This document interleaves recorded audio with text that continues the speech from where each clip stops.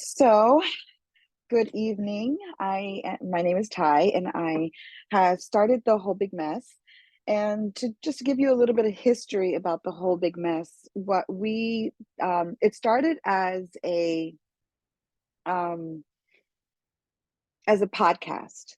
So probably 3 years ago, my girlfriend and I decided to get together, and one night we were just hanging out, and we had both gone through divorces.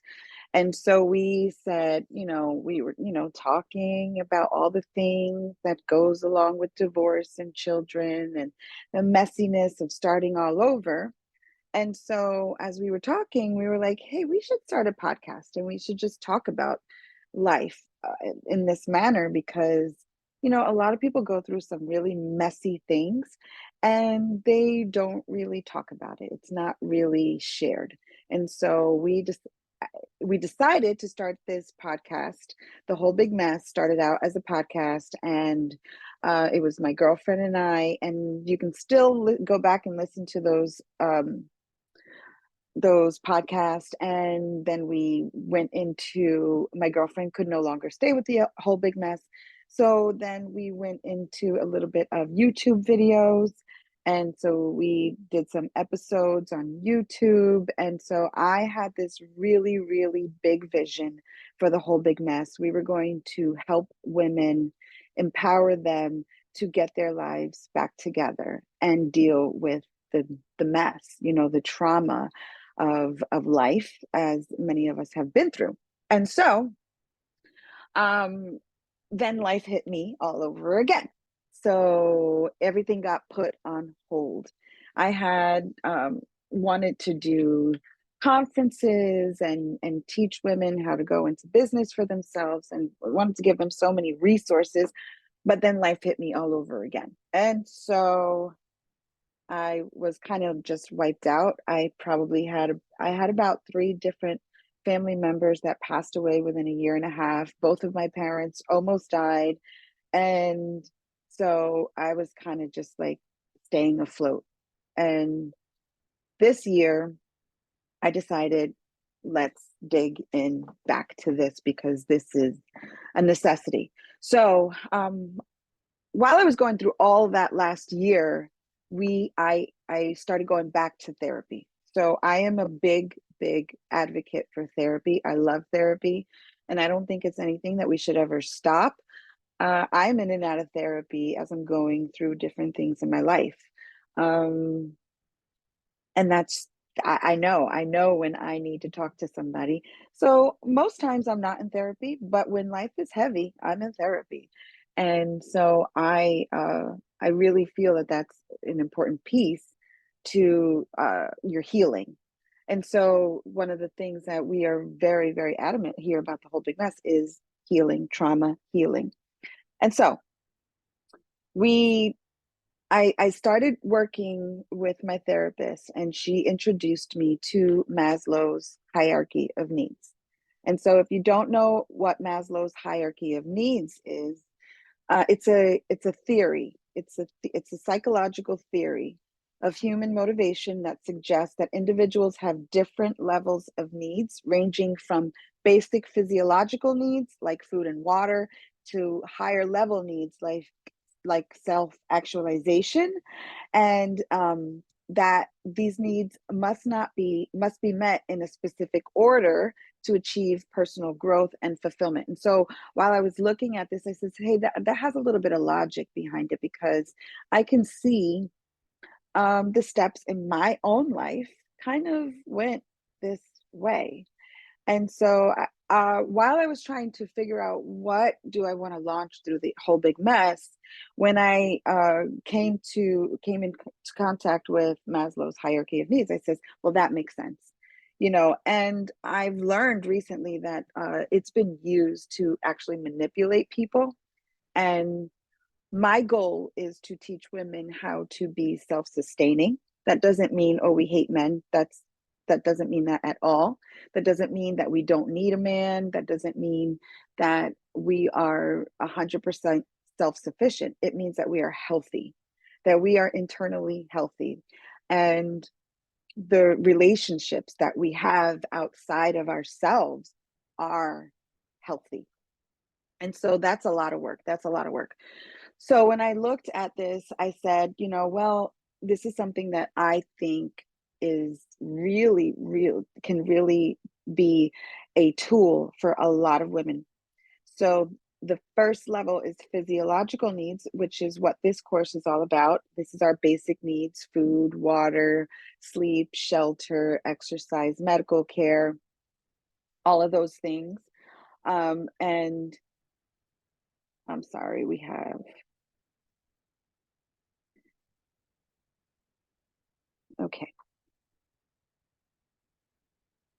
So food, water, medical care, exercise, all of those kinds of things that we're going to cover in this course. And then the second level was safety. By the way, I am home with all of my children, so I do apologize for any noise that you hear. Can't help it. So the third level is love and belonging, um, friendship, family, intimacy. And so when you've accomplish that, then you go into self-esteem, social esteem, confidence, achievement, respect. And then when you really feel really confident about yourself, you go into purpose. So self-actualization, the desire to become the most that one can be, problem solving, creativity.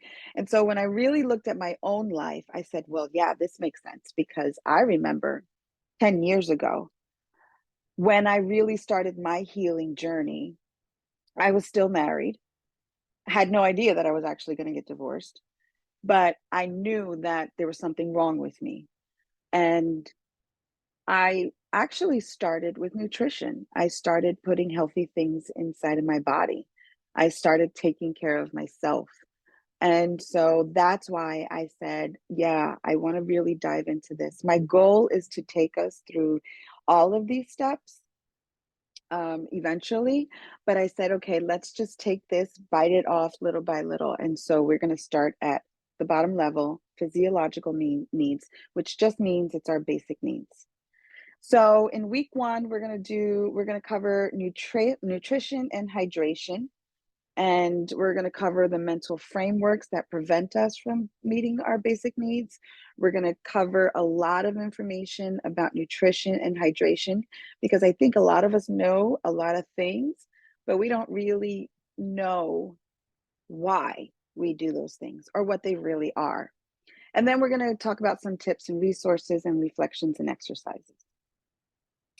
So let's start on the 5 mental frameworks that hinder us from meeting our basic needs. So the first framework that can hinder us from meeting our basic needs is perfectionism. So perfectionism is a mental framework that often causes people to set impossible high standards for themselves. When it comes to taking care of their basic needs, such as eating healthy or exercising regularly, perfectionists may become overwhelmed by their own expectations and struggle to make progress. So, if we are not at the gym 5 days a week, we can't make it to the gym 1 day a week. Or if we can't eat perfectly for the whole day, then it's all going to go to crap, and we're just not even going to try, because, you know, it's got to be perfect. It's all or nothing. A lot of us have that all or nothing. And if I'm completely transparent, I have struggled with every single one of these mental frameworks, every single one. So the second one is procrastination. I am ADHD. So procrastination is like my best friend, right? And I've done a lot of work to combat procrastination, because I have decided that I will own ADHD. It will not own me. So procrastination is a mental framework that can prevent people from taking action on their own goals and priorities, including taking care of their basic needs. People who procrastinate may put off exercising or eating healthy until tomorrow or some future date, and find it hard to get started. So the third framework is self-doubt, where we question our own ability to make positive changes in our life. So it's a framework that causes us to um, freeze. We just freeze because we struggle with self-doubt and may feel like we're not capable of achieving our goals, including taking care of our basic needs. The fourth framework is negative self-talk, criticizing oneself with negative or self-defeating thoughts. I apologize. So, negative self-talk is a mental framework that involves criticizing oneself, often or self-defeating thoughts. Or too fast. So people who engage in negative self-talk may convince themselves that they're not worthy. And I know if you are a person of severe trauma, like I am, I had to work on that worthiness so much, so long. And so what happens is we don't feel like we're worthy, and so it leads us to neglecting our health. And the last one is fixed mindset, believing that one's abilities and traits are fixed and cannot be changed. Basically, this is my lot in life. It's always going to be this way. It's always been this way. It's always going to be this way. And we feel stuck and unable to make progress. So, going back to perfectionism, and it can be created by a number of different factors, such as social pressure to be perfect, childhood experiences of criticism or high expectations, or personal beliefs about what it means to be successful. For example, if someone grew up with a parent who's always demanded perfection, they may have internalized the belief that anything less than perfect is a failure. So for me, I always felt like I was the one that my mom expected so much from. So when I got pregnant at 16, she couldn't even look at me. She couldn't even look at me that she sent me away for that summer. And she was so disappointed because she had so many dreams and high hopes for me. Meanwhile, she kind of, you know, wasn't as hard as some of my other siblings. She wasn't as hard on them as she was on me. And so I felt like um, that's where I got that it's all or nothing, it's all or nothing. And it's funny because as I grew older, if we don't deal with the trauma, we repeat the patterns. And so my daughter, of course, being my only daughter, I have these, she's been a stellar student all her life, and she's just an incredible young lady. So what happened? I have this, you know, idea in my mind that you're perfect and you don't really fail. So what I didn't do was clap for her A's because you always got A's. Now, meanwhile, if one of my other kids got a C, I'm like, yeah. So these are the kind of frameworks that, happen to us as children, and we don't even realize that this is the way that we were set up. So we're going to go down to procrastination. It can be a variety of factors, such as feeling overwhelmed by a large task. If you are ADHD, it is very, very easy to feel overwhelmed by a large task, having low motivation, or struggling with time management. Holy crap. I think how many of us struggle with time management? For example, if someone is feeling burnt out from a stressful job, they may be less likely to prioritize self-care activities because they feel like they don't have the time or energy. And when we're spent, and there's nothing else that we feel like we can take on our shoulders. So we just procrastinate with anything else instead of just biting off piece by piece. And those resolutions we'll talk about later in another session. Thirdly, self-doubt. It can be created by a number of factors such as past failures, negative feedback from others, or a lack of confidence. For example, if someone has been repeatedly told that they're not good enough, they may start to believe it themselves and feel like they don't deserve to take care of their body. We'll go down to negative self-talk. It can be created by a variety of factors, such as past traumas. Now, if you are a child of trauma, it's funny because my mother had this high expectation, and then my father was like, "You're a piece of dirt." So my mind was just like, I don't even know who I am because I am so lost. So we internalize these negative messages, and we have low self-esteem from them. And so, for example, if we've been bullied in the past, we may have internalized negative messages about ourselves and struggle to speak kindly about ourselves because we believe the narrative that everybody else has said to us all of our lives, right? And so lastly, we'll go down to the fixed mindset, which can be also a lot of factors, which include past failures, fear of change. Man, fear of change is a huge thing. And the lack of self-belief. For example, if someone has tried and failed to take care of ourselves in the past in any capacity, we may not feel like we're capable of making any real changes and give up before we even start. A lot of times, that's due to what our families have been set up as. So we'll talk about now scenarios that create these mental frameworks, and childhood experiences is like the number one factor of why we think the way that we think. So early childhood experiences can shape our beliefs and attitudes about ourselves and the world around us. Traumatic experiences or negative messages from parents or caregivers can lead to the development of mental frameworks such as self-doubt, negative self-talk, and a fixed mindset. And I tell you, much of my trauma was from childhood, and I struggled with each of those mental frameworks because of that. Like I told you, my mother was just like, "You better do right, you better do right," and my father was like, "Yeah, whatever. I don't even care if you exist." um, the second one is cultural and societal influences.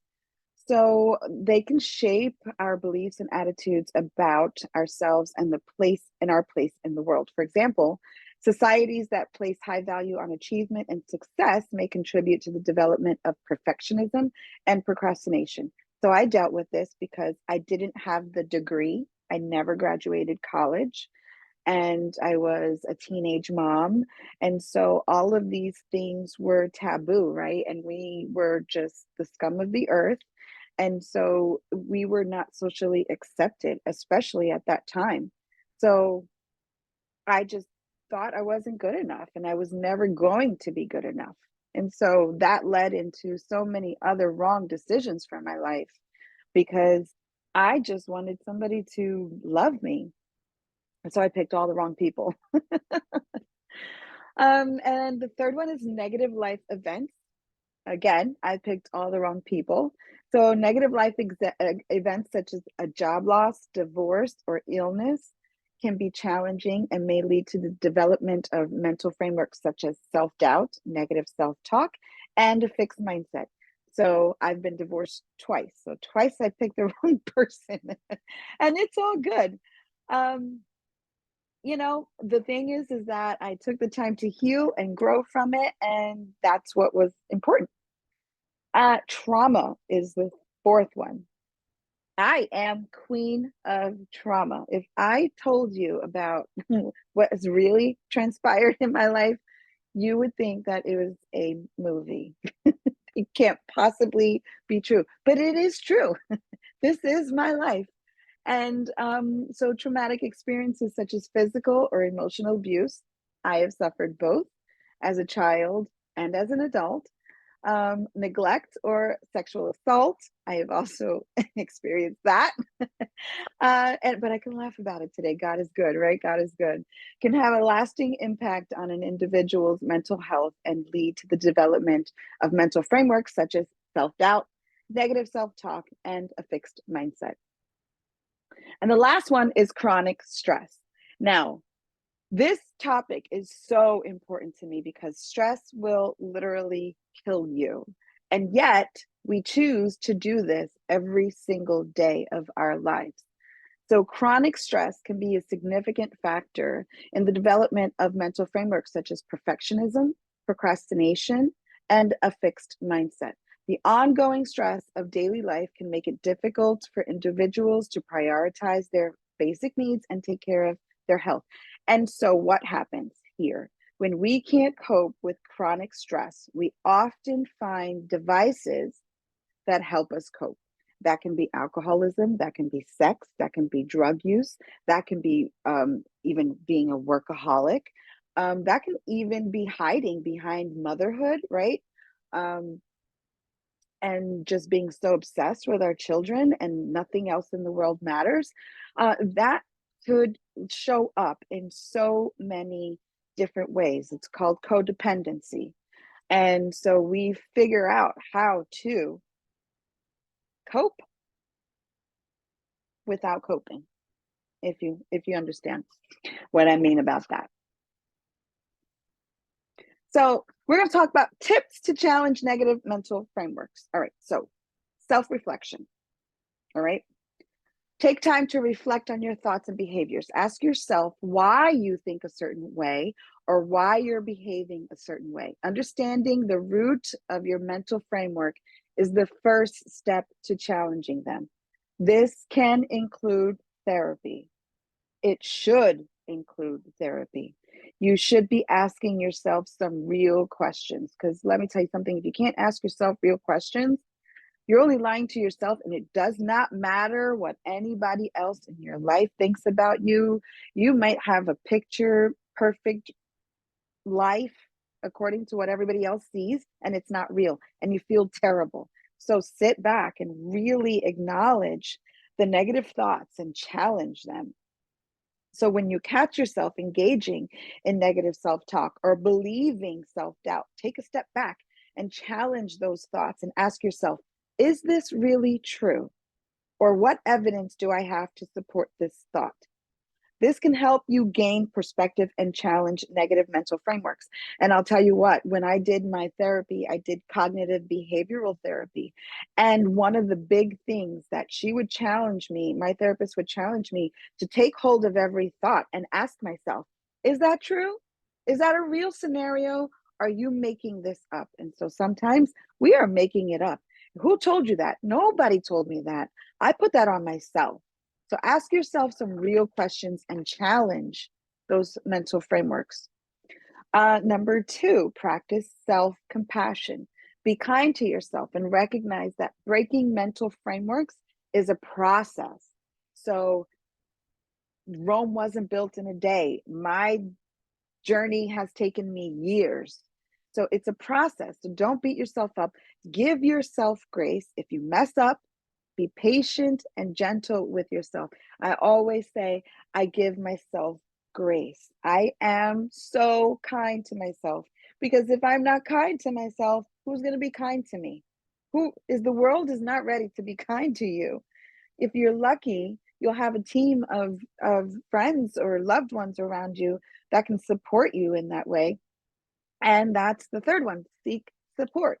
So you don't have to go through this journey alone, which is why I've created this with the whole big mess, because it's really important that we're struggling with these things and we feel so alone.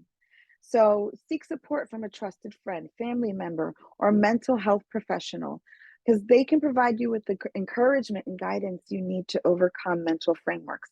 I know what I did, once upon a time when I had my friend that I just went to her for everything, and there was no balance. So I just consumed her life in a way that it got so overwhelming. So we do have to be mindful of respecting their space, asking, hey, do you have space for me now? Can you talk? Or can you let me know when you can talk? Because I really need to talk. Experiment with new behaviors. So challenge yourself to try new things and behaviors that align with your values and help you prioritize your physiological needs. This will be anything from trying a new exercise routine, setting boundaries with work, or practicing meditation or prayer. I'll tell you what, one of the new behaviors that I started when I wanted to change a few things about how I was showing up in my life was fixing my bed every day. I never fixed my bed every day.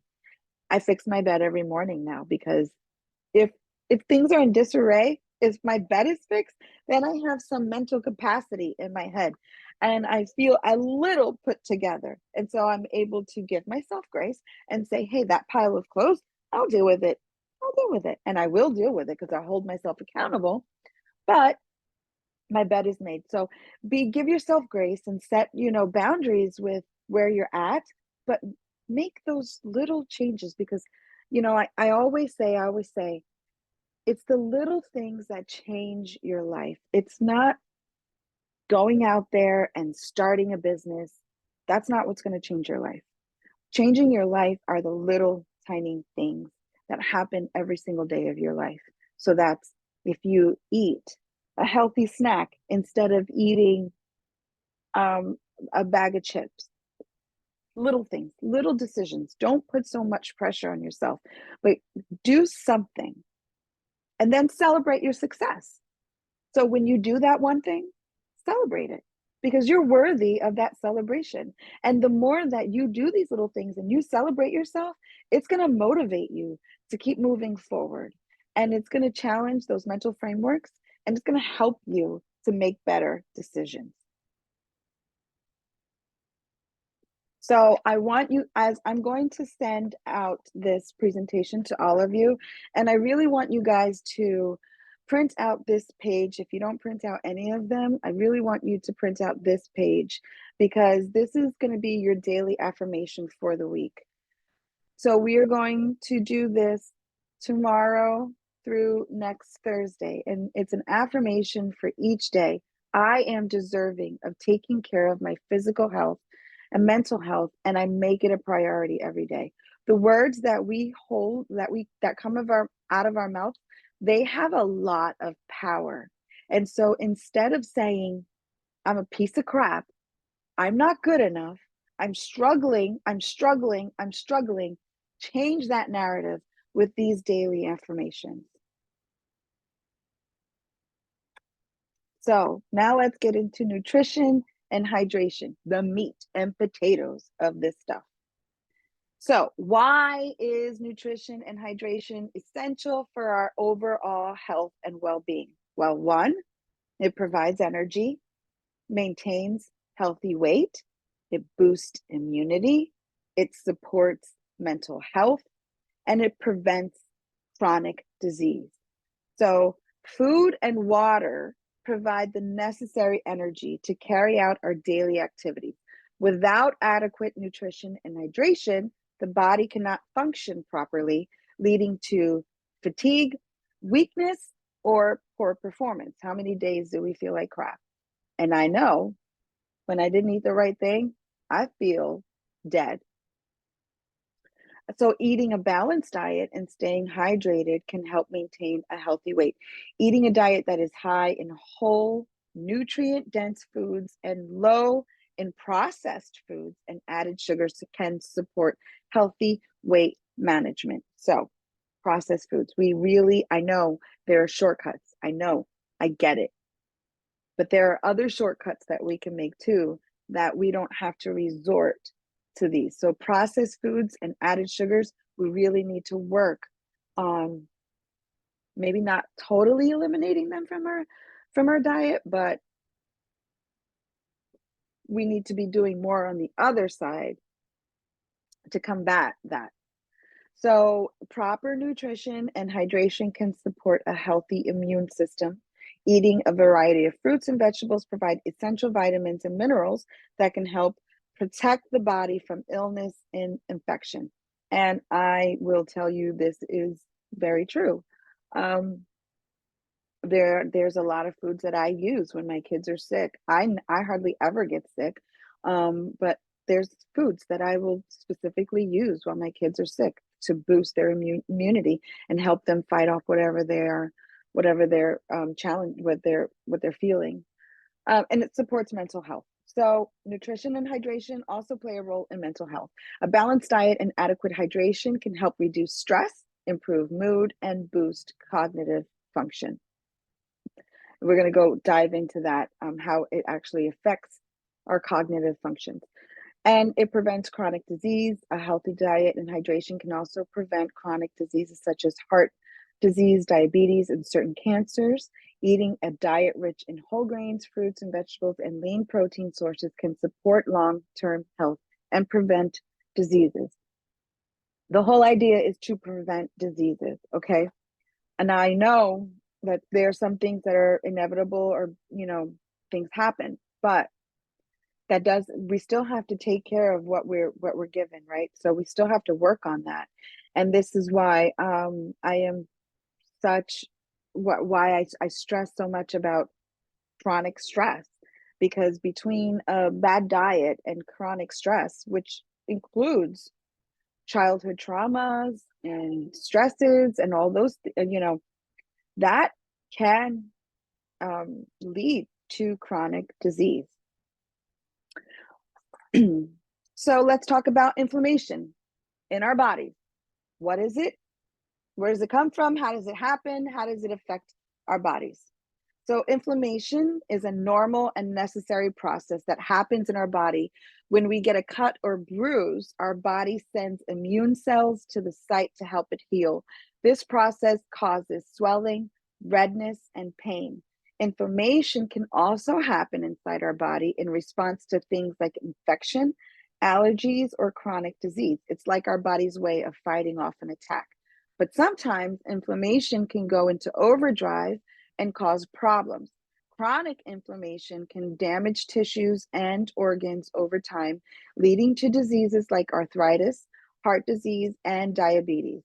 So while inflammation is a natural and important process, we want to make sure we're keeping it in check and not letting it cause more harm than good. So we hear all of this about inflammation, and we automatically think, because of all the things that we've heard, anti-inflammatories, blah, blah, blah, that inflammation is a bad thing. And it's not a bad thing in our bodies. It's supposed to happen. It actually allows us to heal. But it's when we don't take care of our bodies that it turns into something that can harm us. It goes into overdrive. So acute versus chronic. Acute inflammation is a normal response from the body to protect it from injury or infection, and it usually resolves within a few days to 2 weeks. So we got hurt, it's helping to heal us. We are sick, it's helping to heal us. Chronic inflammation, on the other hand, is a long-term, low-grade response that can last for months or years and is associated with a wide range of health problems. So it's been linked to joint pain, headaches, fatigue, depression, and even some cancers. It can contribute to heart disease, diabetes, and autoimmune disorders. So reducing inflammation in the body is essential for optimal health.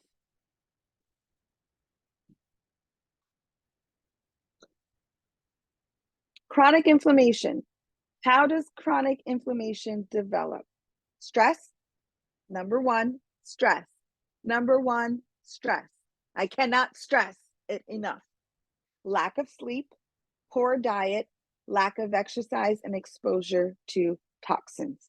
So trauma can result in chronic inflammation. Trauma, both physically and psychologically, can trigger a stress response in the body that leads to an increase in inflammation. Chronic stress can also lead to long-term inflammation as the body's stress response is activated for extended periods of time. Extended periods of time. So we are sitting with all this stress for way too long.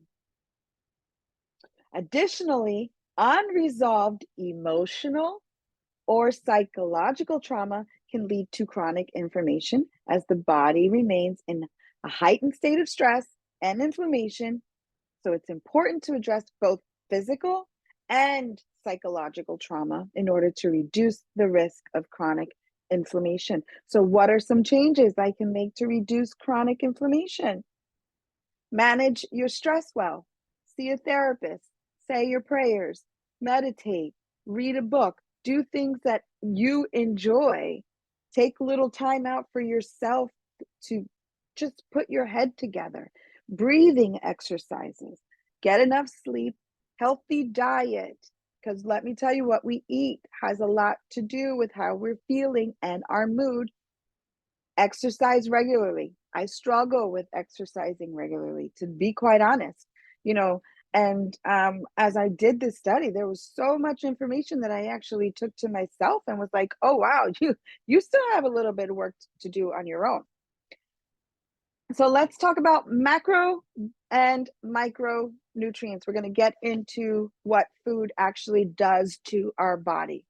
So macronutrients are nutrients that the body needs in large amounts to function properly. There are 3 macronutrients: carbohydrates, proteins, and fats. So carbs are the primary source of energy for the body. They're found in foods like bread, pasta, rice, and fruits. Proteins are the building blocks of the body and are necessary for growth and repair of tissues.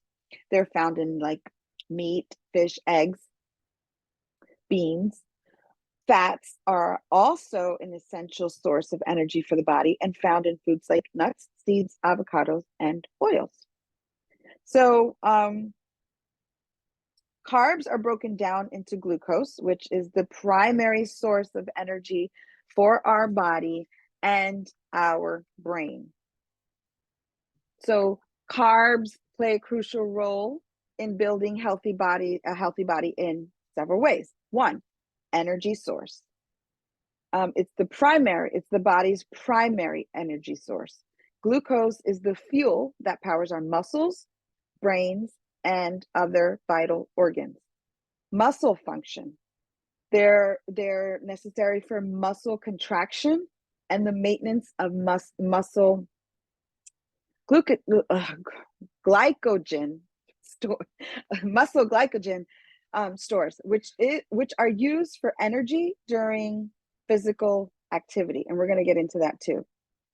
Brain function. So the brain depends on glucose for energy, and carbs provide a steady supply of glucose to help the brain function optimally. Carbs are important for digestive health. It provides fiber, which helps keep the digestive system healthy and prevent constipation. For any of you that might struggle with constipation, are you eating the right carbs? Nutrient absorption. So carbs help with absorbing the absorption of other nutrients, and such as vitamins and minerals. Okay. Now, we're under the misconception that carbs are bad. Carbs are not bad. You need carbs. You should not have a carbless diet. You should have carbs, but you should have the right carbs. So, proteins. What does protein do for our body? Builds and repairs tissue in the body. So it's made up of amino acids, which are the building blocks of protein. And the body uses these amino acids to build and repair muscles, organs, bones, skin, and other tissues. So it also plays a crucial role in hormone production, immune function, and enzyme production. Protein is also important for weight management because it helps you keep feeling full and satisfied. So, what are fats good for? So, good fats, also known as unsaturated fats, are can help reduce the risk of heart disease, lower cholesterol levels, and provide essential nutrients for the body. So good fats are usually found in plant-based foods such as nuts, seeds, avocados, and vegetable oils. On the other hand, there's bad fats known as saturated and trans fats, which are harmful to our body and can increase the risk of heart disease, high cholesterol, and other health problems. So good fats can be are examples of avocado, seeds, fatty fish, olive oil, peanut butter, and examples of bad fats are sometimes butter, cheese, fatty meats, whole milk, cream, ice cream. Get it? There's good, there's bad. We got to make the good choices. So, micronutrients. What are micronutrients? These are fat soluble vitamins, vitamins A, D, E, and K, and water soluble vitamins, vitamins B and C, and minerals. So obviously, fat soluble vitamins are they break down in fats and oils. And what do? They maintain our healthy skin, bones, vision, as well as support the immune system. So fat soluble vitamins can be stored in the liver and fatty tissues for a long period of time. However, this also means that excessive intake of fat soluble vitamins can accumulate in the body and cause toxicity.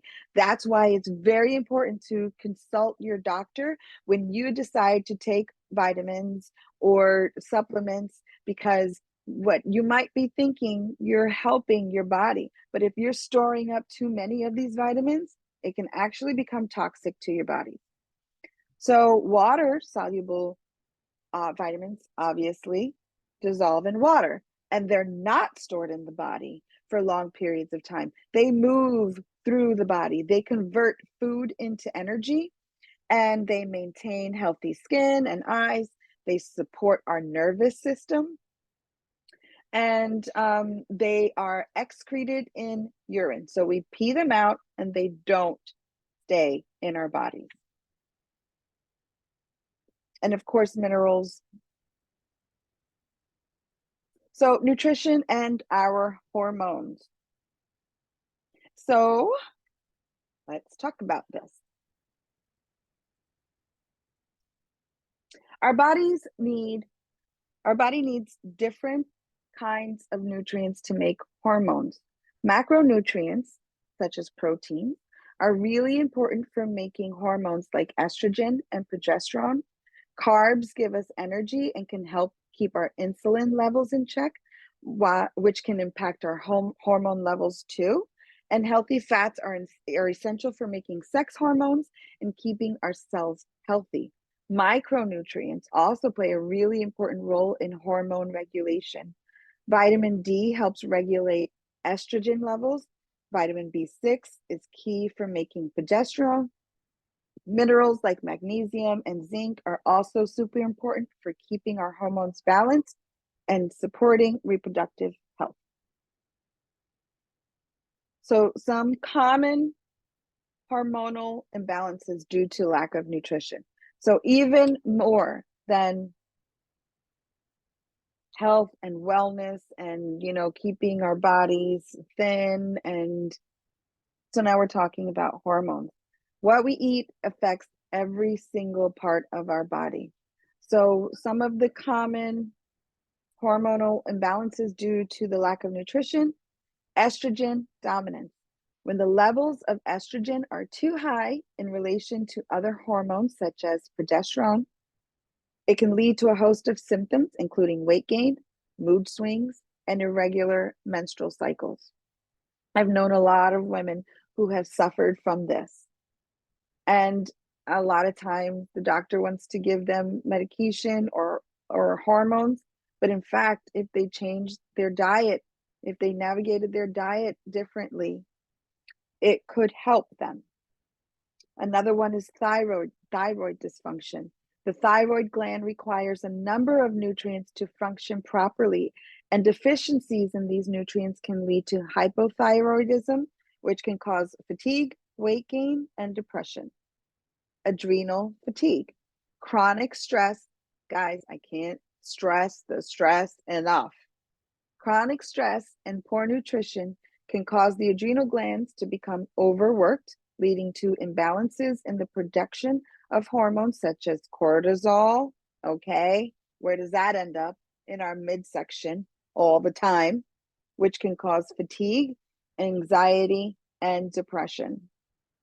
Insulin resistance, a diet high in refined carbs, which is not good, not the good carbs, and sugar can lead to insulin resistance, which can cause weight gain, fatigue, and an increased risk of type 2 diabetes. So it really is what we are putting in our bodies. PCOS, polycystic ovary syndrome, is a hormonal disorder that is often caused by insulin resistance and can cause symptoms such as irregular periods, acne, and weight gain. I promise you, we all know a woman that is struggling with either one of these hormonal imbalances, if not for ourselves, if it's not for ourselves. So what I've done is put together a list of 20 foods and why you should add them to your pantry. Now, the first one is oats, and I'll tell you there is a conflicting belief about oats, but most of it has to do with celiac disease. So if you have celiac disease and you're allergic to gluten, a lot of times they will find that oats doesn't really agree with you. Now, I do have granola sometimes, but I do it in very small portions because I do feel like it does affect me that way. However, it is said to be a very rich in fiber, protein, various minerals, and vitamins.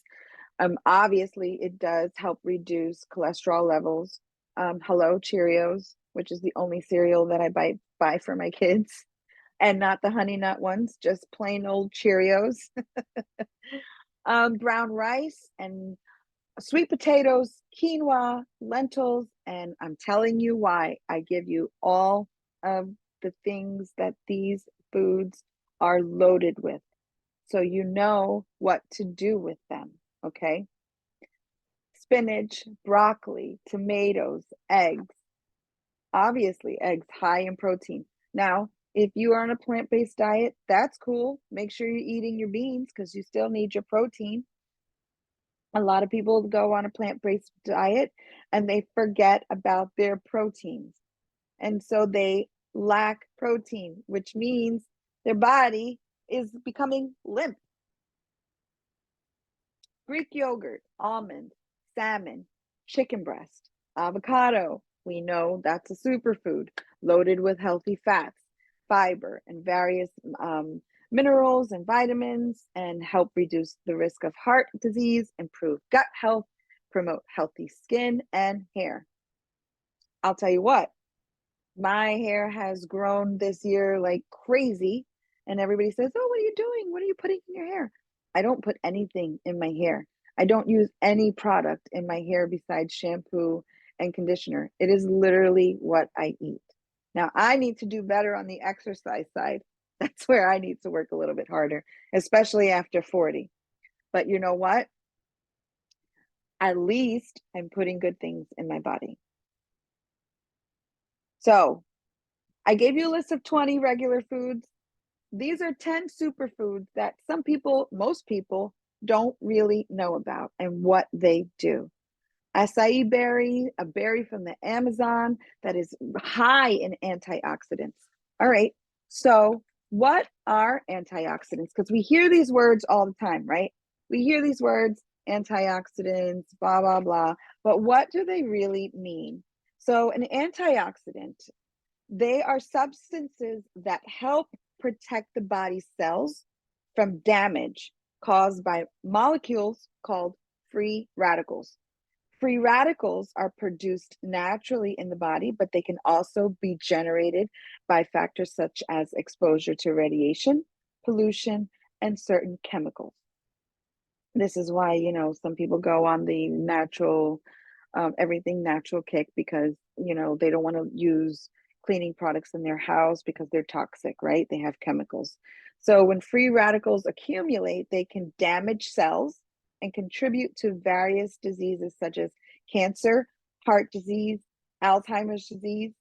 Antioxidants work by neutralizing radicals before they can cause harm. That's what they are. That's what they're doing. They're actually going in and neutralizing these free radicals in our body. And that's why it's so important to eat them. So we have wheatgrass, again, minerals, vitamins, antioxidants. Kefir, I use kefir all the time in my smoothies. It's kind of like a yogurt, but it's a little bit more funkier than a yogurt, and it's thinner.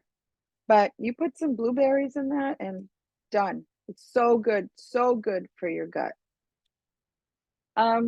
And reduces inflammation. So we want that. Turmeric, we've all heard of turmeric, you know, especially in the last 5 years, everybody's heard of turmeric.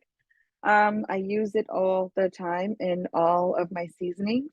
I also sometimes make what's called golden milk, where you can take coconut milk or almond milk, and then you blend the turmeric in it, and you add like cinnamon and spices, and then you drink that at night. It's an anti-inflammatory and it relaxes you. Chia seeds, I use chia seeds all the time. They are an omega-3 fatty acid, okay?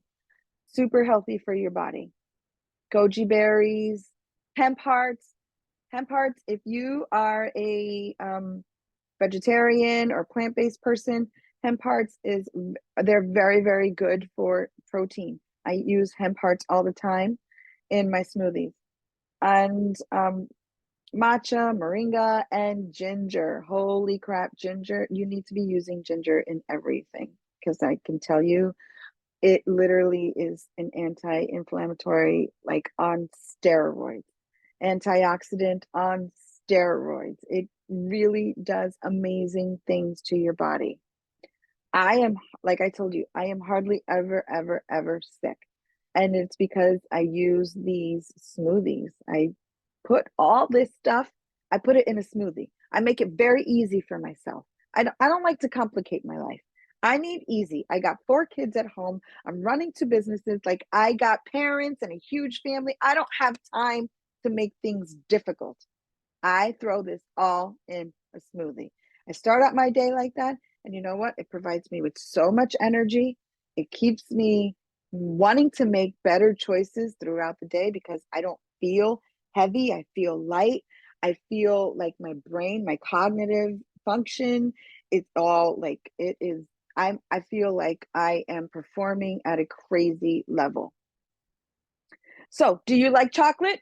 Well, I've got great news for you, because most of us do like chocolate. I love chocolate, and I love cacao. And it is the raw version of chocolate. And what I do with it is I take scoops of it and put it in my smoothie. So between that ginger and this cacao, man, and the hemp seeds, man, I've got my protein, I've got my antioxidants, and I've got a gut cleaner, and I've got something that tastes really good. So what is cacao good for? Improved skin health, improved heart health, mood booster, antioxidant rich, brain function, and digestive health. Now we think, oh, eating healthy is so hard and it just doesn't taste as good sometimes. No, it's because you are locked in on sodium and sugar, and that is not very good for you. So 10 foods to help keep you hydrated. Cucumbers, 96% water. Electrolytes, watermelon, 96% water, vitamins and minerals. Strawberries, 92% water, antioxidants, and fiber. Tomatoes, I'm not a fan of them. That's my particular taste. 95% water, electrolytes, potassium, and sodium. Pineapple, 87% water, and also contains bromelain, an enzyme that can aid in digestion and hydration. Now, let me tell you a little about bromelain.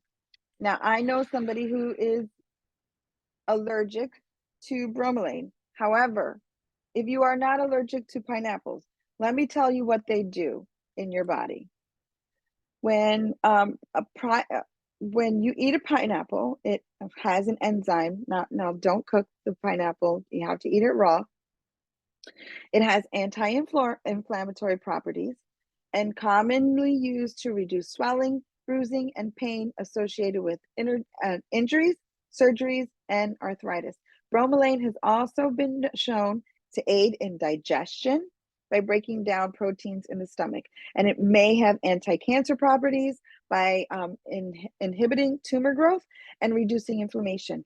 Additionally, bromelain has been used to treat sinusitis and allergies by reducing mucus and nasal congestion. Now, I will tell you this, what I do every morning, I take a wellness shot that has turmeric, pineapple juice, it's fresh pressed, pineapple juice, orange, and a bunch of a bunch of different spices like,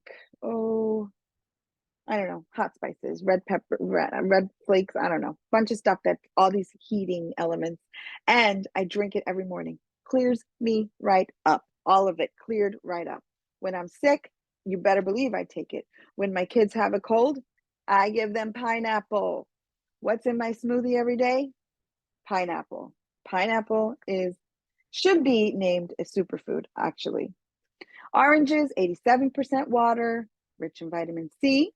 Grapes, 80% water, electrolytes, and potassium.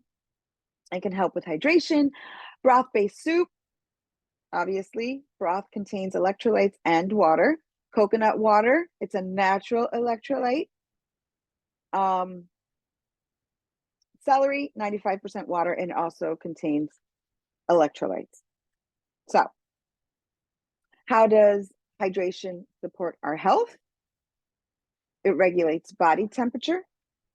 It transports nutrients and oxygen, lubricates joints, supports digestion, supports brain function, and removes waste products. So, what the heck are electrolytes anyway? Again, another phrase that is always thrown out there, and we don't really know what it really means. So the word electrolyte comes from the Greek word electron, meaning amber, and lysis, meaning to dissolve. The term was first used in the 19th century to describe the ability of some substances to conduct electricity when dissolved in water. So your body is conducting electricity. So electrolytes and their vital role in our bodies. Electrolytes are minerals, so micronutrients. Electrolytes are minerals that carry an electric charge, and they are essential for many bodily functions, including regulating your heartbeat. So did you know that electric charges were actually running through your body 24/7? If you know anything about the brain waves, it's all manipulated by electricity. That's why this is so important. Transmitting nerve impulses and controlling your fluid balances. So we need to be using these electrolytes for our body to properly function. The most common electrolytes in the body are sodium, potassium, chloride, calcium, and magnesium. Now, we knew that these were minerals, but did we know that they were electrolytes? A lot of times, no. And this is why it was very important for me to really explain to you what we're talking about. What are you seeing when they tell you that a drink has electrolytes, all right? So they can be found in many different foods and beverages, including sports drink, coconut water, bananas, leafy greens, and dairy products. When you sweat, you lose electrolytes, which is why it's important to replenish them through food and drink. If you drink too much water without replenishing your electrolytes, it can lead to a condition called hyponatremia,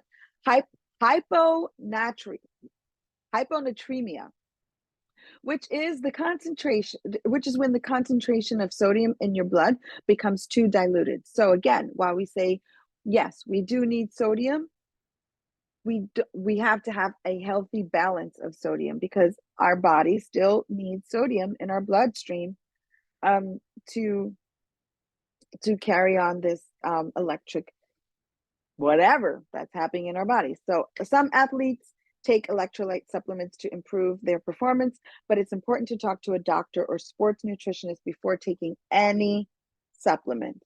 Okay.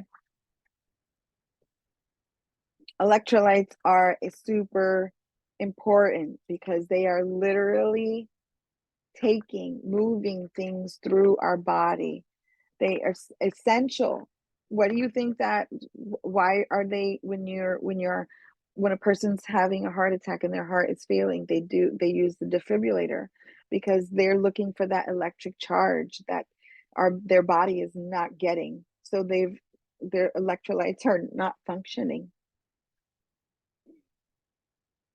So 5 common misbeliefs about staying hydrated. I don't need to drink water because I don't feel thirsty.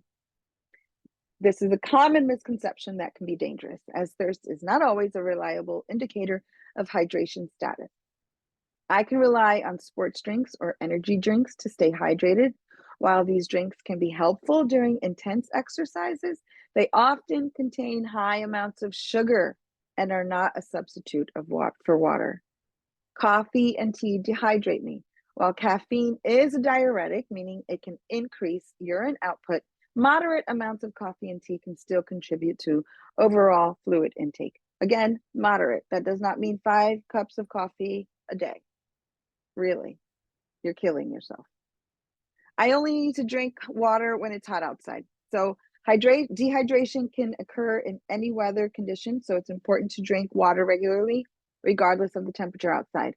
I'll tell you, the other day, I was dehydrated. I felt it. I literally felt it. I did not drink enough water that day. It was a cool day. Didn't mean anything. I can drink alcohol instead of water.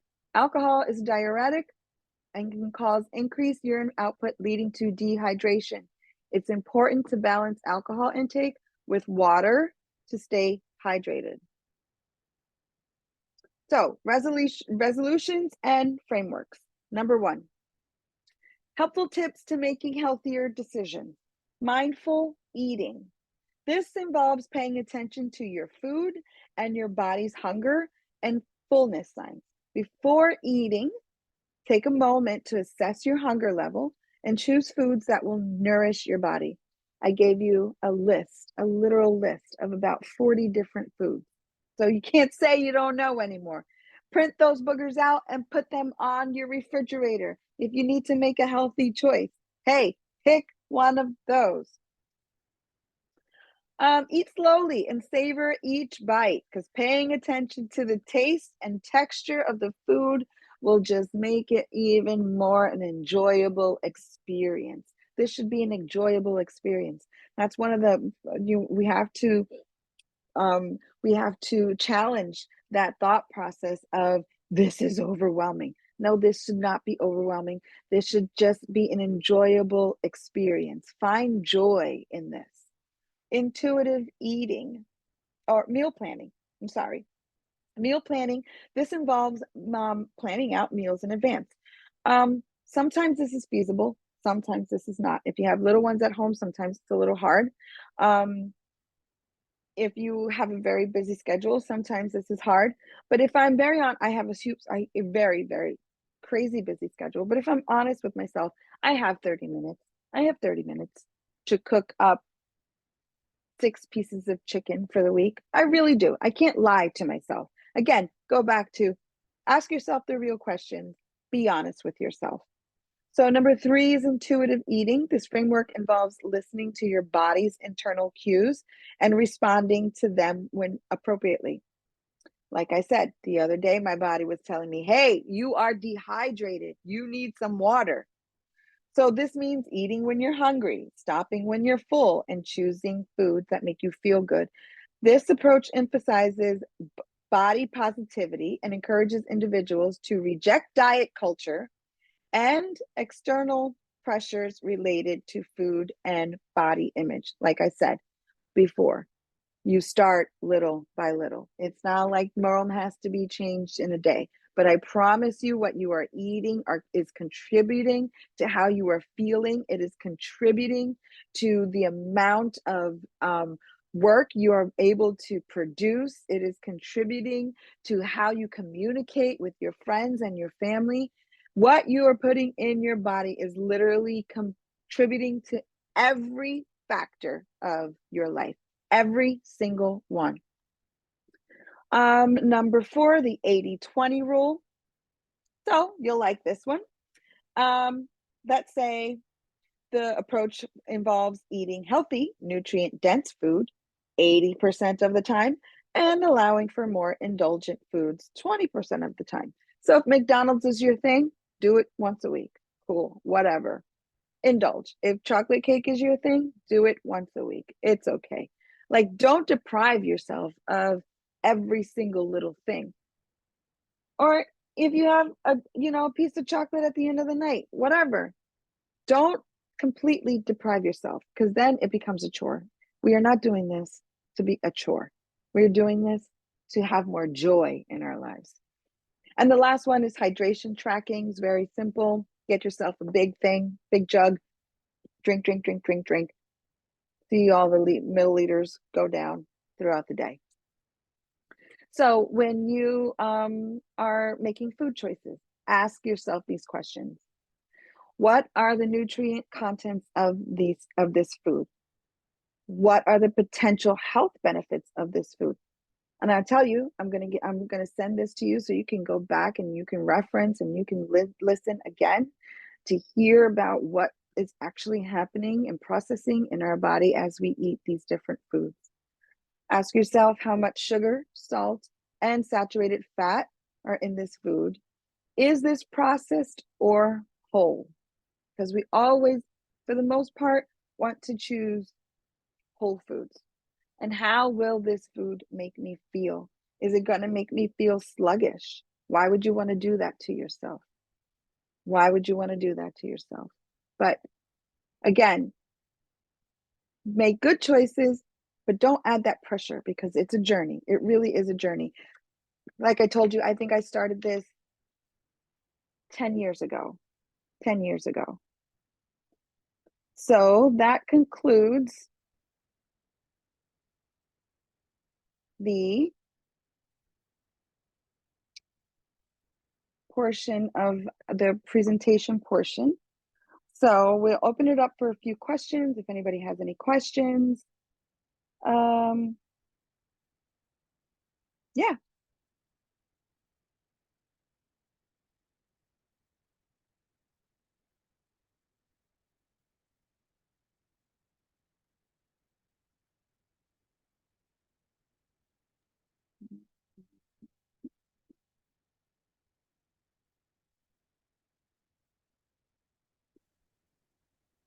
I can speak now?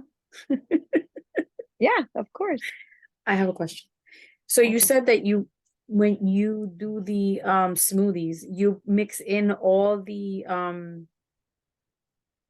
you had the one with the hemp hearts and all of that into your smoothie. You mix all of them, or you just pick like it really is just, it really depends on how I'm feeling for the day. Honestly, it's like, do I want to put everything in? Because if sometimes I will, and then sometimes I'll be more mindful about what I physically need for that day. So if I'm feeling a little constipated, I'll make a smoothie that is geared towards that.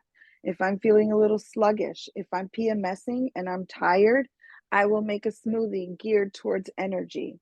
But if I'm feeling amazing, I'm probably going to dump it all in, honestly. Now I will not put chia seeds with hemp hearts. I'll use one or the other. But as far as like fruits and veggies, I'll put my favorite ones in. does the adding of all those like the hemp hearts and all, does that change the flavor of the smoothie?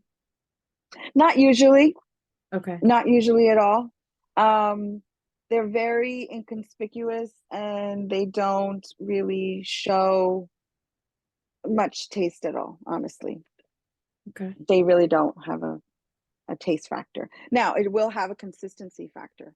It will add a consistency factor. But, whatever you can offset that with more coconut water or coconut milk or whatever that you use. So if you're going to put, 2 tablespoons of flaxseed and you don't like that consistency, then just add more liquid. Okay. All right.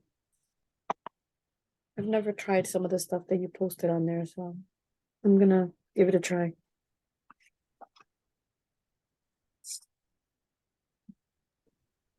Anybody else? Anybody else? I have a question. Yes, ma'am. Um, so the psoriasis thing. I know like you've had issues with psoriasis also, and you use food to kind of offset that. Like, what did you use? Honestly, I can't tell you exactly what it is that I use because, but it is going to be the micronutrients. That's what's really going to offset the psoriasis in your body. It is the vitamins and the minerals. Those are more geared towards your skin. And it's also topical. So I use a certain lotion that is coconut oil base or coconut, and I still struggle with it. It just does not grow. It doesn't move past what it is. And sometimes and I've had it for years. I've had it ever since. So your body changes after you have a child. Obviously, that's when I got it after I had my firstborn. But it hasn't grown past that area. So I'm very cautious with what the soaps that I use on my body. I use a natural soap. I'll send that to you on the side. It's goat's milk. And it doesn't have fragrances and I can't use fragrances on that part of my body or anything. I have to put all natural things on that part of my body. But it gets really irritated when I'm not eating as clean as I should be.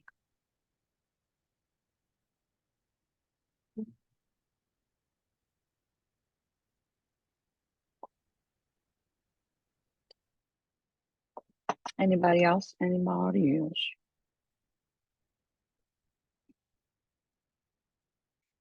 Well, I would encourage you this week if you are really wanting to make, like I said, Rome wasn't built in a day. We're not telling you that you need to change your whole diet in a day. What I want you to do is print out the first week of the journal. You were sent the journal, print out the first week. It asks you some very simple questions. And like I said, you're accountable to yourself. You're doing this for you. You want to do better for you. You want to have a better quality of life. So you don't have anything to prove to anybody. So take this journal, answer these questions open and honestly, because this is between you and God and you. You know, it's not between anybody else. Nobody's going to look at this. You don't have to answer. I'm not going to ask you next week, hey, what did you answer to week 1, day 1? And that's your business. But it asks you very simple questions. So for day 1, tomorrow, what did you eat and drink today? And how did it make you feel? Be very honest. I ate a Big Mac and I felt crappy, right? But be honest, right? Did you notice any patterns or habits in your food choices? Yeah, I felt that I was very emotional today and I made some very emotional decisions and I ate really crappy food because I didn't know how to manage my emotions. That happens all the time to us, right? How much water did you drink today? If I drank a bottle, I'm lucky. Be honest, because this is just going to take you through the journey. And what the beautiful thing is, as you answer these questions and you're going to go back as you're growing through and you're going to see your growth and you're going to get so proud of yourself. And that goes back to, the very beginning of our session, combating those mental frameworks. You're going to be so proud of yourself that you're going to celebrate your wins and it's going to make you want to make better choices. You're going to be really proud of yourself. And let me tell you something, being proud of yourself Yeah, it's nice when your mom and your dad are proud of you, or your siblings are proud of you, but what I figured out is that a lot of times when you're grown up, it doesn't really matter what you're doing. People aren't really proud of you. There's not very many people that are like, "Hey, you rock. I'm so proud of you." So self-pride really, it does another thing for you. It makes you want to be better, and listen, whoever it is that you want to be better for, whether it's for your children, your family, your parents, your legacy, your friends, your purpose, whatever it is that you need to grow into. This is really such a foundation, because the fact is, if you're eating trash and if your life is based on eating trash, you will not have the capacity to live out all the things, all of your dreams. You won't. You will not have the energy. You will not have the cognitive function. You will not have the emotional stability. What you are eating really is contributing to all these things. And I promise you, as you start making better choices, you're going to start seeing some things shifting in your life. A lot of things shifting. A lot of things shifting. My creativity levels are out of this world. I'm always like, what I've been able to accomplish this last year alone is like, just this year, just 2023, what I've been able to accomplish in 2023, in my entire life, I've not been able to accomplish. But I've learned how to do all these things, learn how to talk to myself, give myself grace, manage my emotions, talk to a therapist, challenge these mental frameworks, because that really is the center, the core. If you still have unresolved trauma, you need to fix that. You need to fix that. I can't tell you how much you need to fix that, because it affects every decision you make. It affects everything you hear coming out of somebody's mouth. It affects everything. So I encourage you, if you need to unwrap some things, sit with a therapist, find a girlfriend, find your team. Find your team that's going to help you grow, and it's going to encourage you in those ways. So with that, I would like to say thank you all for joining. Again, I'm going to send you the recording, and I will also send you the slides. If you have any questions, you can always email me back. And I love you guys. I'll see you next week. Bye, guys.